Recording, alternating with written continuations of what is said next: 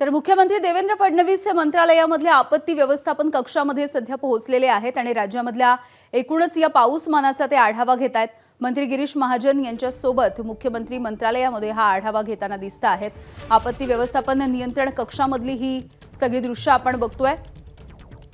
मुंबईला देखील पावसाचा हा रेड अलर्ट देण्यात आलेला आहे। सोबतच ताशी 80 ते 90 किलोमीटर वेगाने वारे वाहतील अशा देखील शक्यता वर्तवण्यात आलेली आहे। हवामान विभाग सातत्याने मुंबईकरांना देखील आवाहन करतो आहे आणि या सगळ्या घडामोडींच्या पार्श्वभूमीवरती राज्यामधल्या आणि मुंबईमधल्या या सगळ्या मान्सूनचा आढावा, पाऊसमानाचा आढावा घेण्यासाठी मुख्यमंत्री सध्या आपत्ती व्यवस्थापन कक्षामध्ये आहेत। मंत्रालयाच्या या आपत्ती व्यवस्थापन कक्षामध्ये आपत्ती व्यवस्थापन मंत्री गिरीश महाजन यांच्यासोबतची ही बैठक सध्या सुरू आहे आणि अर्थातच यानंतर प्रशासनाला देखील वेगवेगळ्या पद्धतीचे निर्देश दिले जातील।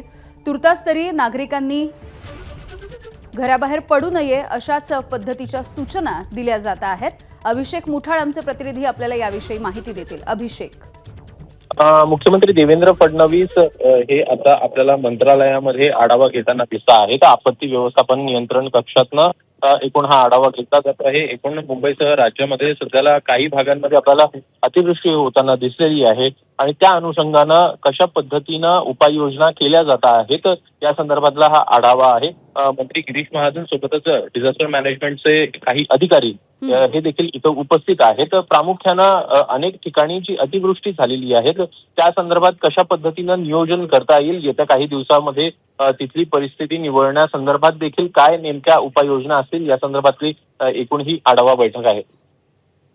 अगदी अभिषेक, खरं तर मुंबईला पावसाचा अलर्ट जारी करण्यात आलाय किंवा वाऱ्यांची स्थिती नेमकी कशी राहील ते देखील सांगितलं जातंय। यासोबतच राज्यामधल्या इतर जे जिल्हे आहेत तिथे देखील पावसाचा वेगवेगळ्या पद्धतीचा इशारा देण्यात आलेला आहे।